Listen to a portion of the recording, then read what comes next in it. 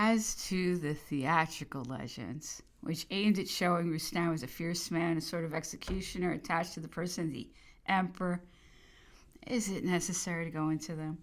General Bonaparte brought from Egypt a second Mameluke named Ali, whom he gave to Madame Bonaparte. But this Ali, who was horribly ugly, was even more wicked and drew his poniard on every occasion. Although Josephine was full of kindness towards him, he got on so badly with the whole household that it ended in his being sent to Fontainebleau as a garçon d'appartement.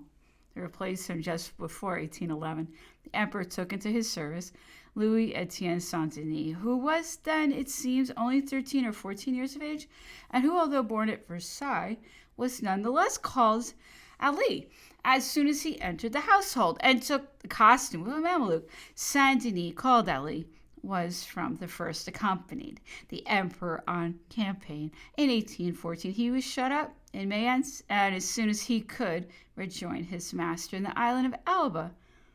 In 1815, he made the whole of the Waterloo campaign, embarked on the Bellerophon, and took part in all the long agony of St. Helena. His name is inscribed in as well. We may well think that at the toilette his duty amounted to very little, but it was not so with the three valets de chambre, Seneschal, Pilar, and Hubert. Ségur said it, Hubert, and he was the most distinguished on account of his education, his intelligence, his talents, and his character. He could draw in an intelligent manner, and we have a portrait of the emperor by him, which is a document of interest.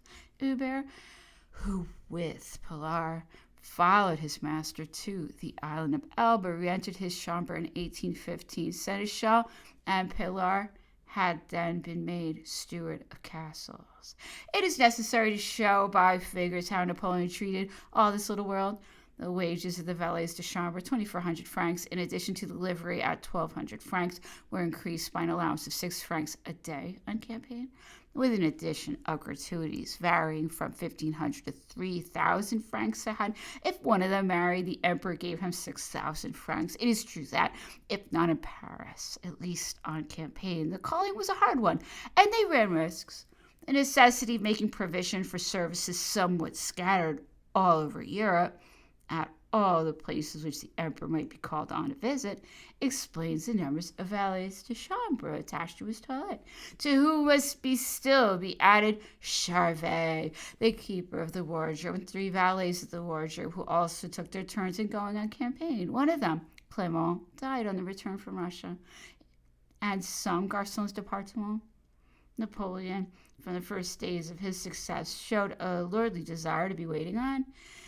In Egypt, he had 3 valets de chambre. Valets are the men for him, said Constant, and this saying represents him to the life. He could not do with less than 2 to shave him. Very few men at that time shaved themselves, and that the emperor should have learned to shave himself was a matter of astonishment. Madame de Remusat attempts to give the credit of it to Monsieur de Remusat, master of the wardrobe. He had seen, said she, the agitation, not to say the actual anxiety, which Bonaparte experienced as long as this operation performed by a barber lasted. Constant relates more simply that after Empire left, Hébert, who succeeded him, being exceedingly nervous and timid, could never make up his mind to shave the emperor, that this duty then devolved on him. Constant, that the necessity of having recourse day after day to the same valet de chambre entailed on Napoleon a continual restraint, for he never submitted himself to a professional barber apart from etiquette. Prudence forbade it. That he wished to free himself from it, and after numerous unfortunate attempts he succeeded. Let us not be astonished. The habit of shaving oneself is very recent. In the 18th century, the perruquier played so important a part in life, a part so necessary, that it was natural to devolve on him this operation, which counted as a trifle among his other duties. It was only when the attempt was made to simplify masculine existence by divesting it of the fripperies of costume and toilet, by doing away with wigs, with powder, and with the various refinements of dressing the hair by a uniformity of dress which reduced it to simple clothes instead of a personal adornment, and by abandoning perfumes and jewelry, that people came also to wish to free themselves from the barber, as afterwards they freed themselves from the hairdresser. But in the time of Napoleon, and even in the generation which succeeded him, the men who shaved themselves were infinitely rare. They got the character of eccentricity and did not fail to be considered remarkable. No doubt the barber surgeons, to keep their clients together, had fostered the notion that this operation was one of singular delicacy and required infinite care, for even if anyone determined on doing it himself, he nonetheless approached it with a certain apprehension, and with the emperor especially, the ceremony was very elaborate. Constant presented the basin and the soap. Roustan held the large mirror of the traveling case on the side of the light. The emperor, in a flannel waistcoat, flooded one side of his face with lather, which he splashed all around him. Then he wiped himself, took a razor with a handle of mother of pearl inlaid with gold, which had been previously dipped in hot water, and began to shave himself from above downwards, which at first was the cause of several accidents, for it seems it is a doctrine of the barbers that shaving should be performed from below upwards. It has been said that Napoleon used only English razors, which he had bought for him in Birmingham, and which cost 2 guineas a pair. On several occasions, however, his goldsmith, Bernice, furnished for his traveling cases razors with pearl handles, but certain boxes for 6 and 12 razors perhaps contained English razors. As to the shaving soap, the cakes of soap scented with sweet herbs or orange, which Gervais Chardin supplied, seem to have been entirely French.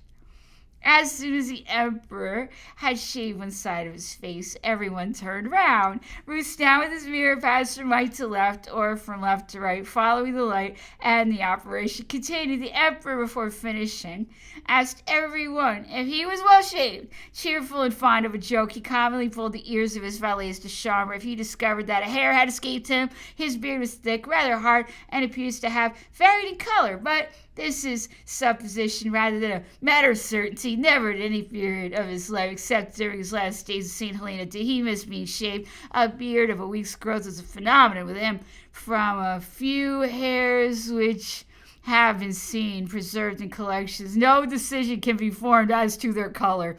After he had shaved, the emperor washed his hands with almond paste or rose or Windsor soap. He washed his face with small and very fine sponges, and frequently dipped his head into a silver basin. From its size might have been taken for a small copper. Such was the washing stand of 15 inches diameter, which was taken from the Élysée to St. Helena in 1815. Having washed his face and hands, he picked his teeth very carefully with a boxwood toothpick, and then brushed them for some time with a brush dipped in opiate, went over them again with fine tooth powder, and rinsed his mouth with a mixture of brandy and fresh water. Lastly, he scraped his tongue with a scraper of silver gilt or tortoiseshell.